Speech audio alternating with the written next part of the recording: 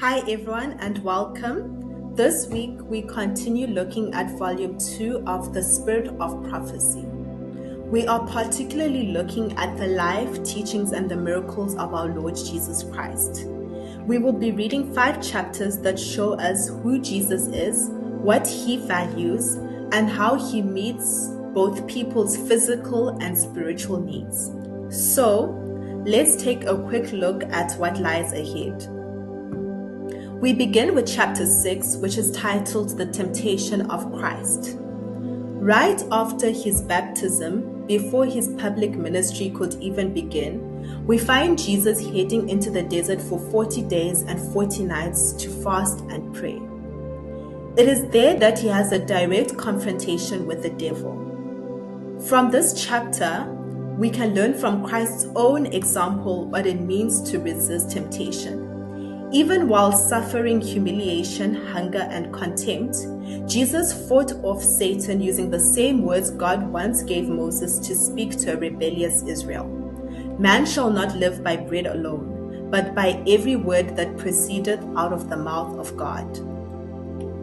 Moving on to chapter 7, titled The Marriage at Cana, we find Jesus performing his very first miracle, turning water into wine. This chapter marks an important lesson for us as his disciples. We are not called to withdraw from society or shut ourselves off from others. To reach people, we have to go where they are, because most won't come looking for us. Jesus didn't wait for people to come to him in a formal setting like a church. He used to show up for people in everyday moments of their lives. He met people at their homes and showed a genuine care for their everyday concerns. It is this care for others that drew people toward him. The next chapter is chapter 8, and it is titled Cleansing the Temple. In this chapter, we will read about Jesus entering the temple in Jerusalem and driving out the money changers and those who were selling animals for sacrifice, reclaiming the temple as a sacred place. Ellen White writes that this was not just an act of righteous anger.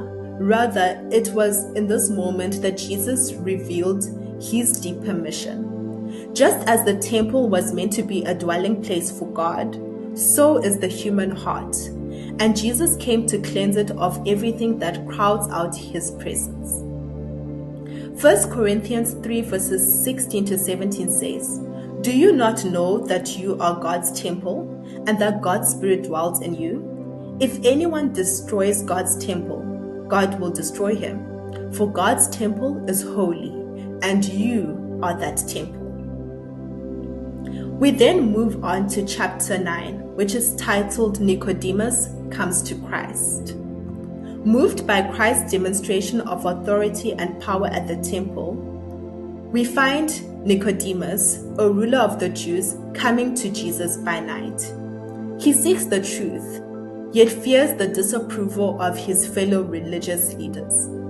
But Christ does not turn him away. Instead, he patiently helps him wrestle with one of life's most important questions. How can a person be born again? We conclude with chapter 10, which is titled The Woman at the Well. In this chapter, we see Jesus meeting a particular woman at the well in Samaria. It is an emotional encounter in which Jesus shows her deep kindness and tells her the intimate details of her life. He then chooses her as the very first person to whom he openly reveals his identity as the promised Messiah. As you read this week, I invite you to ask, where in my own life is Jesus meeting me right now? Jeremiah 29 verses 13 says, "You will seek me and find me when you seek me with all your heart." Happy reading, everyone. May you truly be blessed.